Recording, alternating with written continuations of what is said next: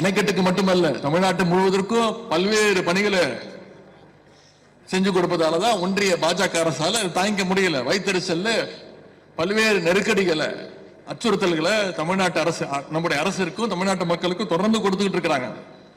நிதி உரிமையை பறிக்கிறாங்க, மொழி உரிமையை பறிக்கிறாங்க, கல்வி உரிமையை மொத்தமா பறிக்க பார்த்தாங்க. புதிய கல்விக் கொள்கைன்னு ஒண்ணு கொண்டு வந்தாங்க சென்ற வருடம். இந்தியாவில் இருக்கக்கூடிய மற்ற மாநிலங்கள்லாம் அந்த கல்விக் கொள்கையை ஏத்துக்குச்சு, நியூ எஜுகேஷன் பாலிசி. நம்முடைய தலைவர் அதை பார்த்தாரு, அதிகாரிகளை கூப்பிட்டு கேட்டாரு, அமைச்சர் கூப்பிட்டு கேட்டாரு, இதுல என்னென்ன இருக்கு ஒழுங்கா படிச்சு பாத்தீங்களா பார்த்தா புதிய கல்விக் கொள்கையை ஏத்துக்கிட்டா மீண்டும் தமிழ்நாட்டுக்குள்ள இந்திய எப்படியாவது குறுக்கு வழியில திணிப்பதற்கான முயற்சி இருக்கு. மீண்டும் தமிழ்நாட்டுக்குள்ள சமஸ்கிருத மொழியை திணிப்பதற்கான முயற்சி புதிய கல்விக் கொள்கையில இருக்கு. மீண்டும் குலக்கல்வி திட்டத்தை தமிழ்நாட்டுக்குள்ள கொண்டு வருவதற்கான முயற்சி புதிய கல்விக் கொள்கையில இருக்கு. மற்ற மாநிலங்கள்லாம் ஏத்துக்குச்சு, தமிழ்நாட்டு முதல்வர் முடியாதுன்னாரு. ஒன்றிய பள்ளி கல்வித்துறை அமைச்சர் திரு தர்மேந்திர பிரதான் அவர்கள் சொன்னார், மற்ற மாநிலங்கள்லாம் ஏத்துக்குச்சு, தமிழ்நாடு மட்டும் ஏத்துக்க மாட்டேங்குது. தமிழ்நாடு அரசுக்கு கொடுக்க வேண்டிய 2500 கோடி ரூபாய் நிதியை நாங்க கொடுக்க மாட்டோம், நீங்க புதிய கல்விக் கொள்கையை ஏத்துக்கிட்டு தான் ஆகணும்னு. நான் கேட்கிற அந்த நிதி என்ன ஒன்றிய அரசுடைய பணமா? மாநில அரசு கொடுத்திருக்கக்கூடிய வரி பணம், மக்களுடைய வரி பணம். நம்முடைய முதலமைச்சர் அவர்கள் உடனே சொன்னார், 2500 கோடி கிடையாது, நீ 10,000 கோடி கொடுத்தாலும் நான் எந்த நேரத்திலும் உன்னுடைய புதிய கல்விக் கொள்கையை என்னுடைய தமிழ்நாட்டு மக்கள் மீது திணிக்க மாட்டேன், இந்திய திணிக்க மாட்டேன், சமஸ்கிருத திணிக்கிற முயற்சியை நான் விட்டு கொடுக்க மாட்டேன், குலக்கல்வி திட்டத்தை மீண்டும் தமிழ்நாட்டுக்குள்ள நுழைய விட மாட்டேன்னு சொன்ன தலைவர் நம்முடைய தலைவர் அவர்கள்.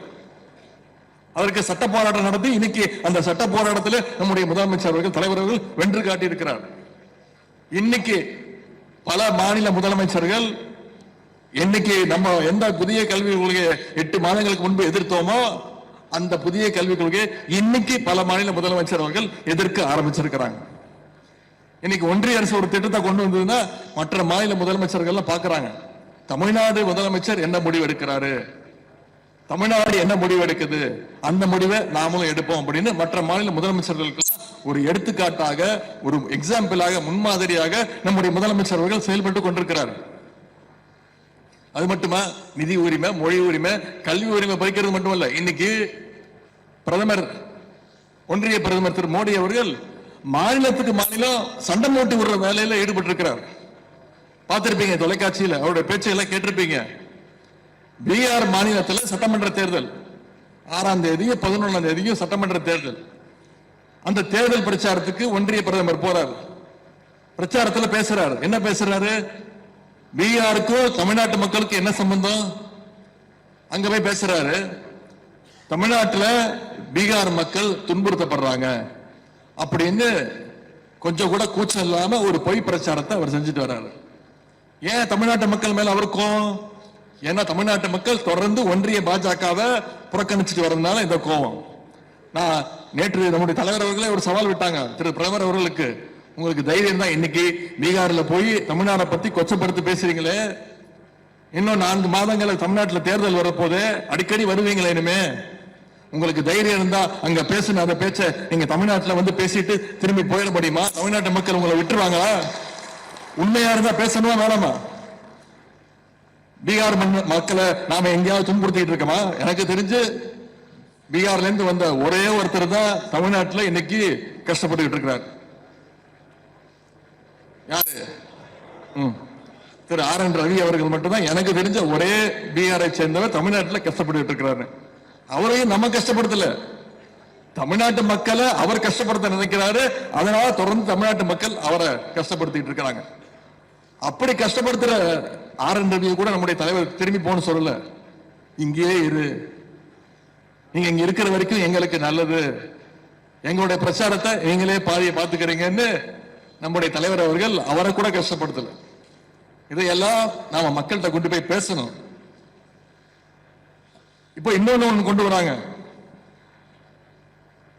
இதெல்லாம் பத்தாதுன்னு தமிழ்நாட்டுக்குள்ள SIR அப்படின்னு ஒரு திட்டத்தை, சதி திட்டம் கொண்டு வர பாக்குறாங்க. ஸ்பெஷல் இன்டென்சிவ் ரிவிஷன், சிறப்பு தீவிர வாக்காளர் பட்டியல் திருத்தம். ஏற்கனவே பீகார்ல இந்த SIR திட்டத்தை செயல்படுத்தி இஸ்லாமியர்கள், ஒடுக்கப்பட்ட மக்கள், மகளிர் அப்படிங்கிறது கிட்டத்தட்ட 65 லட்சம் பேரை வாக்காளர் பட்டியலில் இருந்து நீக்கி இருக்கிறாங்க. இப்ப அதையே ஃபாலோ பண்ணி இன்னைக்கு தமிழ்நாட்டிலையும் அந்த திட்டத்தை செயல்படுத்த ஒன்றிய பாஜக அரசு தேர்தல் ஆணையம் மூலமா இதை முயற்சிக்குது. ஆகவே சங்கிகள் அடிமைகளுடைய இந்த சூழ்ச்சி திட்டமான SIR நாம விழிப்போட எதிர்கொள்ள வேண்டும். தேர்தல் ஆணையம் இல்ல, திரு அமித்ஷாவே தேர்தல் ஆணையரா வந்தாலும் தமிழ்நாட்டில் என்னைக்குமே காவிகளால கால் ஊன முடியாது. இன்னைக்கு எதிர்கட்சி தலைவர் திரு எடப்பாடி பழனிசாமியோட நிலைமை அதை யோசிச்சு பார்த்தாலே நமக்கு கொஞ்சம் பாவமா தான் இருக்கு. முதல்ல அந்த அம்மா ஜெயலலிதா அம்மா இருந்த வரைக்கும் அந்த அம்மா காலில் விழுந்து கிடந்தார். அந்த அம்மா இறந்த பிறகு அந்த அம்மாவுடைய நெருங்கிய தோழி சசிகலா அம்மா காலில் போய் விழுந்தார். அந்த அம்மா சிறைக்கு போனோன்னு இங்க இருக்கக்கூடிய திரு டிடிவி தினகரனுடைய காலில் கொஞ்ச நாள் விழுந்து கிடந்தார். அதன் பிறகு ப்ரமோஷன் வாங்கி டெல்லிக்கு போனார். டெல்லியில போய் திரு மோடி காலையும் திரு அமித்ஷா காலையும் விழுந்து கிடந்தார். இப்ப மறுபடியும் தமிழ்நாட்டுக்குள்ளேயே விழுறதுக்கு புதுசா ஏதாவது கால் கிடைக்குமான்னு தேடிட்டு இருக்கிறார். தமிழ்நாட்டில் இல்ல, இந்தியாவிலேயே இப்படி ஒரு தலைவர் நீங்க பார்த்திருப்பீங்களா? அதனாலதான் நான் சொன்னேன், தொடர்ந்து சொல்லிட்டே இருக்கேன், திரு எடப்பாடி பழனிசாமி அவர்கள் தான் அண்ணா திராவிட முன்னேற்ற கழகத்துடைய நிரந்தர பொதுச் செயலாளராக எப்பொழுதுமே இருக்க வேண்டும் அப்படின்னு. எந்த தலைவரையா இப்படி பார்த்திருக்கீங்களா? அவருடைய தேர்தல் பிரச்சார கூட்டத்துக்கு போறாரு, அவங்க கூட்டணியிலே இல்லாத அவங்களை திட்டிக் கொண்டிருக்கக்கூடிய இன்னொரு இயக்கத்துடைய கொடிய அவங்க கட்சிக்காரனே தூக்கி காட்டுறான். இவரை பார்த்து ரொம்ப குஷியாகி, பாத்தீங்களா பிள்ளையார் சொல்லி போட்டாச்சு, இப்படி ஒரு கரகாட்ட கும்பலை, இப்படி ஒரு கேவலமான கும்பலை எங்கேயாவது தமிழ்நாடு பார்த்திருக்குதா? இதையெல்லாம் மக்கள் பார்த்துக்கிட்டு இருக்கிறாங்க. திரு எடப்பாடி பழனிசாமி அவர்கள் 3 மாதங்களுக்கு முன்பு ஒரு பஸ் எடுத்துட்டு கிளம்பினாரு. ஒருத்தர் பச்சை பஸ்ல கிளம்பினாரு, இன்னொருத்தர் சிகப்பு கலர் பஸ்ல கிளம்பினாரு. ஆனா நான் சொல்றேன், நிச்சயமாக ஜெயிக்க போவது மகளிர் விடியல் பயண திட்டத்தை கொடுத்த நம்முடைய தலைவர் கொடுத்த அந்த பிங்க் பஸ் தான் மக்களுடைய அன்பை பெற்று கடைசியில் ஜெயிக்க போகுது. திரு எடப்பாடி பழனிசாமி அவர்கள் ஒரு பச்சை கலர் பஸ் எடுத்துட்டு கிளம்பினாரு. பஸ்ல நிறைய கூட்டம் இருந்தது. முதல் கூட்டத்தில் அப்பவே சொன்னேன், இன்னைக்கு நல்லா இருக்கும், போ பாருங்க, ஒரு ஸ்டாப்பா நிறைய பேர் இறங்குவாங்க. நீங்க பிரச்சாரத்தை முடிச்சுட்டு கடைசியா வரும்போது நீங்களும் அந்த டிரைவர் ஓட்டுநர் மட்டும் தான் இருப்பீங்க. ஓட்டுநரும் உங்களுக்காக வரல, சம்பளத்துக்காக வந்திருக்கான் அப்படின்னு சொன்னேன். அன்னைக்கு நான் சொன்னது இன்னைக்கு நடந்துகிட்டு இருக்கு. ஒவ்வொரு நாளா ஒவ்வொருத்தையா நீக்கிட்டு இருக்கிறாரு. முதல்ல சசிகலா அம்மையாரை நீக்கினாரு, அப்புறம் தினகரன், அவர் டிடிவி தினகரன் நீக்கினாரு. அதன் பிறகு அவர் கூடவே இருந்த திரு ஓ பன்னீர்செல்வத்தை நீக்கினாரு. இப்ப 2 நாட்களுக்கு முன்பு திரு செங்கோட்டையன் அவர்கள் நீக்கியிருக்காரு. நான் நிச்சயம் சொல்றேன், ஒரு நாள் அவர் எந்திரிச்சு அவரே அறிக்கை விடுவார், இன்றைக்கு அதிமுக இருந்து திரு எடப்பாடி பழனிசாமி அவர்களை நான் நீக்குகின்றேன் அப்படின்னு சொல்ற காலம் வந்தாலும் வரும். திரு எடப்பாடி பழனிசாமி அவர்கள் அதிமுக கிட்டத்தட்ட அந்த கரகாட்டக்காரன் அந்த படத்துல வருகின்ற அந்த கார் மாதிரி ஆக்கிட்டாரு. இப்ப அந்த கட்சி யார்கிட்ட இருக்குன்னு திரு எடப்பாடி பழனிசாமிக்கும் தெரியல, அதிமுக தொண்டனுக்கும் தெரியல. நான் பலமுறை இந்த நிகழ்ச்சியில சொல்லி இருக்கிறேன், அதிமுக காரனுக்கும் திமுக தொண்டனுக்கும் இருக்கக்கூடிய அந்த வித்தியாசத்தை நம்ம உணர்ந்தாகணும், பேசணும்.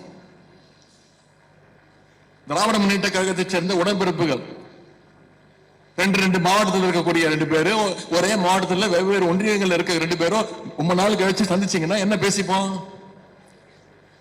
ஒரு 2-3 மாதங்கள் சந்திக்காம மீண்டும் சந்திச்சா என்ன பேசுவோம்? என்னப்பா எப்படி இருக்க, நல்லா இருக்கியா, வீட்டுல நல்லா இருக்காங்களா, தலைவருடைய பேட்டியை பாத்தியா, படிச்சியா, போராட்டத்துக்கு போறியா, ஆர்ப்பாட்டத்துக்கு போறியா? இப்படிதான் திமுக கார பேசிப்பான். ஆனா ரொம்ப நாள் சந்திக்காத 2 அதிமுக தொண்டர்கள் சந்திச்சாங்கன்னா என்ன பேசிப்பாங்க? யோசிச்சு பார்க்கணும். நீங்க 2 பேரும் பேசிக்கவே மாட்டாங்க, ஒருத்தர் பார்த்துக்கிட்டே இருப்பான். இவன் எந்த அணியா இருப்பான்,